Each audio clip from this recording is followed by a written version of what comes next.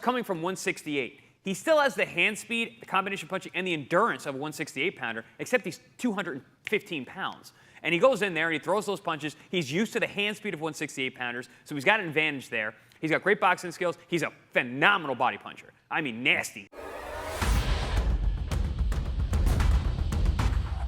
Welcome into Boxing Scene's top stories on ProBox TV. Download the ProBox TV app. Never fall behind in your boxing news. Well, it was a cruiserweight title unifier. That's right. Gilberto Ramirez against Chris Billum Smith. And it was a war. Ramirez's pressure coming forward, throwing a litany of punches. Incredible volume, doing exactly what he does. But a gritty performance by Billum Smith as well. Panel's going to check it out. That's right. The champs, Paulie Malignaggi, Chris Algieri, and ESPN boxing analyst Timothy Bradley. Tim, let me start with you. How impressive was Ramirez to you? It was vintage stuff from him, very Mexican style. It's exactly what I expected to happen, to be honest with you. I mean, we talked about this through the lead up of the fight. I said that his skills, he has the skills of at 168 pounds. He brought it at cruiserweight, or, damn near heavyweight, I should say, man.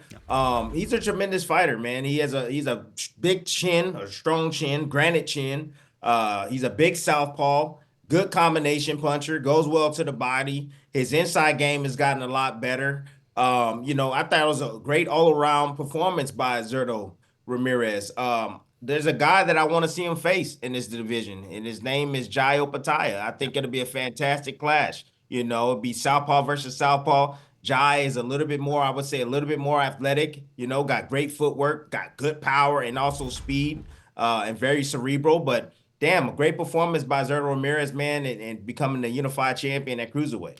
Yeah, Chris, when you look at it, what's it going to take to get rid of that style, which is you need get-him-off-me punches? And it seemed as though Billum Smith wasn't able to throw enough get-off-me punches to keep Ramirez off of him. Is that what Opetaia is going to need should they clash? Well, no, I think Chris Billum Smith did throw enough of those get-off-me punches, and he threw them with big power, too. It's just that the chin of Zurdo is otherworldly. I mean, his ability to take a shot, he was getting hit with super clean left hooks right on the point of the chin, walking through him, no problem.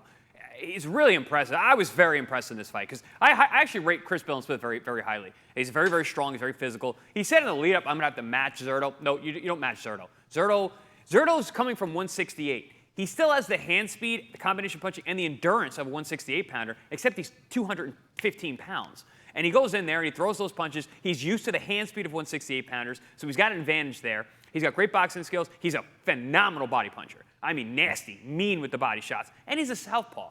You got this big, long, 6'4" Mexican-style guy who's all over you from beginning to end, and you can't hurt him or get him off you. There was at no point that Chris Billum Smith was able to back him up. The only reason he made it to the end of that fight is because he is a hard, tough man. Chris Billum Smith took some big shots to the head and to the body, and Zurdo did not let off the gas pedal at all. And it made for a great fight. I was really impressed with Zurdo. And I love Jai Opetaia. I think he was the top of the division. I don't know if he beats Zurdo. I think Zurdo's style is such a difficult puzzle to deal with. And at the end of the day, if he's able to close the fight and make it his fight, how do you beat him? Jai Opetaia would have to use his athleticism, fight from the outside. He's got to counter him on the way in. But if you can't get him to take a step back or to slow down, how do you beat that guy? So I think this is a great matchup. I'm curious to see what the odds are when that fight does get made. But I may be leaning towards Zurdo in that one. Now, Paulie, that's what I want to ask you. Your jacket looks pretty fresh, so I don't know if it's ugly enough for you to kind of play our odds like J-Rod does. But if you look at his performance, Gilberto Ramirez's performance, would he be the favorite to you in a showdown with Opetaia? I don't know if he'd be the favorite, but Chris makes a lot of good points. Champ, he's been watching Zurdo for a while, and I think he just made a lot of good points there. The only thing I think about is athleticism and change of looks. You can't really fight Zurdo in a way where you're trying to get respect for your power. But then again, Opetaia is one of these cruiserweight / heavyweights, while some of these other guys are not. So he's a legitimately bigger guy who may get the respect power-wise.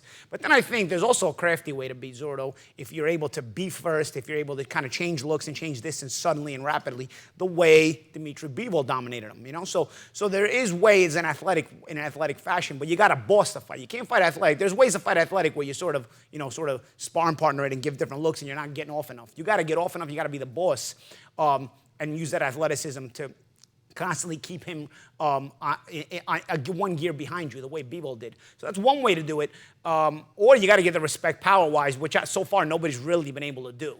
Opataya may be a different thing, and that's why we'd like to see the fight. Opataya is a big, strong cruiserweight who's on the verge of going to the heavyweight division, so it may be something different there. But otherwise, Opataya is still the more athletic of the two, so I could see Opataya trying to use a combination of both things. I still think I would favor Opataya, but it's a fight I want to see. You know, Zurdo has been, you know, consistently not just winning and being one of the top fighters of this generation, but also has done it in an entertaining fashion. You know, working with Julian Chuo, who's, you know, brought out levels from him that we hadn't seen before as he's moved up the weight classes. He's gotten better and better. And like I said, this is a guy who's been a champion in other weight classes, you know, so he's consistently getting better. Keep in mind the Bivol fight, though, he was dead on the weight. He was killing himself to make 175. He was a former 68-pounder. How many weights is that guy going to kill himself making? Tim, you can speak to this. He fought on a lot of ESPN cards. Gilberto Ramirez got really heavy in between fights. He blows up in between fights. I'm pretty sure he likes to drink a little bit, you know. Yeah. So maybe a little bit too. I've heard he gets up like 218, 220 at 175. But at the same time, Bivol is just a tremendous freaking boxer. But Zurdo, his feet were stuck in the mud that night. He just didn't have any. Zurdo's feet ain't never good though. I mean, even there, his gas tank wasn't there. He was tired. He was slow. I'm telling you, you change levels, you change range on a guy, and you get off first. It's gonna put him in your pocket a little bit. I think he's a different thing at cruiserweight. I really do. Now, Tim, an interesting question, of course. Whenever a cruiserweight is really good, we think, well, could they make it in the heavyweight division? Of course, Alexander Usyk coming up from cruiserweight. Does Zurdo have the style, the size, whatever it takes to be perhaps a successful heavyweight? Tim, what do you think?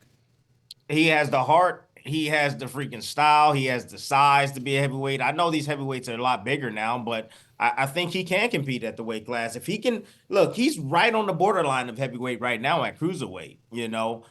We've seen a smaller guy in Usyk go up there. He's a little bit more athletic type of fighter, you know, has a different style as well. But, you know, it can be done. You know, I think Zurdo will be fine at heavyweight. I wouldn't mind seeing him at heavyweight. The heavyweight division, to me, in this generation, I don't think they're that good. They're not that skillful. This is a guy that's coming from 168 all the way to heavyweight division. I don't know if it's been done. I got to do some research on it. Has it ever been done? A 168-pounder? Roy Jones. Roy Jones Jr. I think Roy Jones has done it. Yeah, that's the only guy. But 60 to heavyweight. Yeah. And remaining at... It's been done before. It's been done before. So I think he can definitely fit in the heavyweight division. He has the skills. He has the mental temperament as well. He can box, he can brawl a little bit, you know, you saw him moving on those angles. Hell yeah. Go up to heavyweight and get that heavyweight money. I think he can beat a lot of guys in the heavyweight division. Well, one thing about the cruiserweight division, Jai Opataya, a definitely blockbuster fight. We'd all love to see it. Looks like it'd be outstanding. So he definitely has that before moving up to a potential showdown in the heavyweight division. But great things from Gilberto Ramirez coming off the best performance of his career. Speaking of great performances, we're expecting one December 7th right here on ProBox TV. Ireland versus Ireland. Always special. Don't miss it. ProBox TV Contender Series. On December 7th, look for an all-out Irish war as Dylan the Real Deal Moran battles Tyrone the Mighty Celt McKenna at the top of a stacked ProBox-worthy card.